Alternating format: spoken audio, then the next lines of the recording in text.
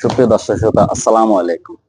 আজকে আপনাদেরকে সিরাতুন নবীর মাঠের একটি জায়গায় নিয়ে আসছি। দেখুন, এখানে অনেক মুসল্লি আসলে পাশে মসজিদ আছে, তারপর উজু বানায়। এখানে সবাই উজু বানায়, বানানোর পরে মসজিদে ঢুকে নামাজ পড়তে আসে। আর নামাজ শেষে জিয়ারত করার জন্য যেই উদ্দেশ্য আছে মানুষ, এটা হচ্ছে শাহজাদ কাবলার মাজার। এখানে যার যত ইচ্ছা আসে সবগুলি পূরণ করার জন্য ওনার কাছে চাই, আল্লাহর কাছে চাইতে হবে। তারপরে ওনাকে উদ্দেশ্য করে এখানে জিয়ারত করে যার যতটুকু সফলতা পাওয়ার মনে মনে পেয়ে যায়। এটা হচ্ছে আল্লাহর পক্ষ থেকে নিয়ামত। এখানেই জিয়ারত করতে আসে সবাই। এখানে দান বাক্স আছে একটা, কেউ যদি দান করতে চান তাহলে এখানে দান করতে পারবেন। এই দিক দিয়ে এখানে এখানে উজুর ব্যবস্থা করা হয়েছে 19 দিন ব্যাপী মাহফিলের জন্য। এখানে হচ্ছে 1 নাম্বার রশিদ, ওই পানির ট্যাঙ্কি যেটা দেখা যাচ্ছে ওইখানে 1 নাম্বার রশিদ বইয়ের স্থাপন করা হয়েছে। তারপর হচ্ছে এই বিশাল একটা মাঠ। 19 দিন যেদিন সমাপনী দিবস, মোনাজাতের রাত, সেদিন এই মাঠটি কানায় কানায় পরিপূর্ণ থাকবে জনগণে।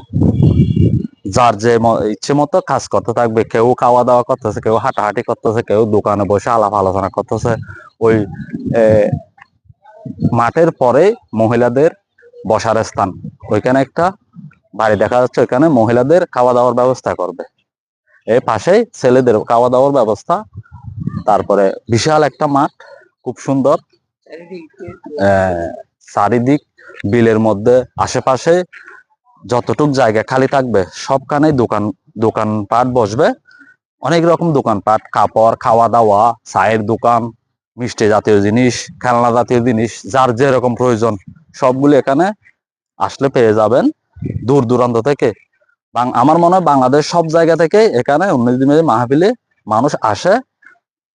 তাই অন্যান্য এক বছরের মধ্যে 11 মাস যদি কোনো খবরাখবর না থাকলেও এই সিরাতুন নবীর মাঠে এই 1 মাস 19 দিন মানে দূর দূরান্ত থেকে মানুষ আসবে, অনেক অনেক সমাগম থাকবে। খুব একটা সুন্দর প্লেস হয়, সবসময় মানুষের আনাগোনা। আর এলাকার মধ্যে যতগুলি বাড়িঘর আছে, অনেক মেহমান কোনোদিন আসে নাই, এই 19 দিনের মধ্যে ওই বাড়িতে মেহমান আসবে। তাদের আরো খরচাপাতি বেড়ে যাবে। তাদের বাড়িতে সবসময় মেহমান পরিপূর্ণ থাকে। সবাই দোয়া করবেন।